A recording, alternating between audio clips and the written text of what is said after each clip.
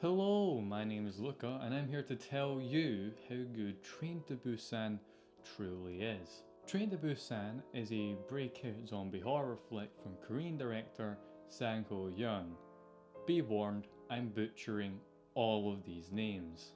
The story centers around Seok-woo and Soo-an, a father and daughter duo. The film makes it very clear very quickly that Seok-woo is not an ideal man, as he begins as a funds manager who is ready to potentially ruin the lives of hundreds just at the sight of bad press. He speaks with his daughter so little he asks his assistant what kids are into these days in order to buy her a present for her birthday, which is the next day.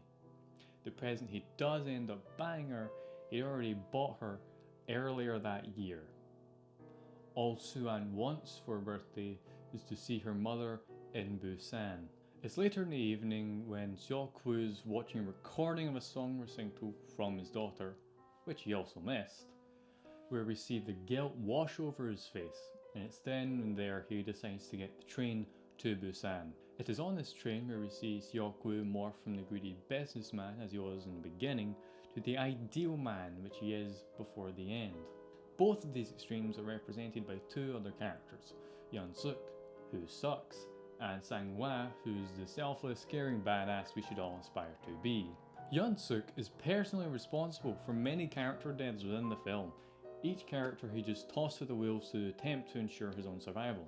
Where Sang-hwa meets his demise after battling through several train cars full of the undead to save his wife, Soo-an, and a homeless man. And once he is bitten, he uses his body as a barrier to give an even larger list of characters time to escape an overrun train car. And while using his body as a barrier, his final words are him naming his unborn child. 윤선! 우리 딸 이름 선현이야! We see Seok-woo go from the man who'd let Sang-hwa and his wife die to the man who would sacrifice himself to save his daughter Soo-an and Sang-hwa's wife. Early in the film, once all our characters are boarded the train, a frantic, bitten woman runs onto the train in clear need of assistance, which she doesn't get because all her characters are too busy threatening a homeless man to notice. She soon turns and causes a zombie outbreak within the train, and this leads to one of my favourite shots within the film. 아 진짜 미치겠네.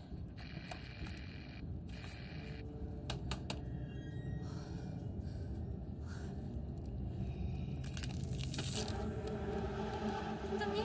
My god, that neck crack. I love it. The camera angle is very low down, emphasizing the threat of the zombies the moment they enter the screen. But one thing this film does lack in is CGI, though I feel it more than makes up for it in story and performance. It also has a much smaller budget compared to its Hollywood counterparts. One counterpart it's commonly compared to is World War Z. Now I feel World War Z has far better CGI, but the story, there's something lacking there. For me, Train to Busan's in a whole other league.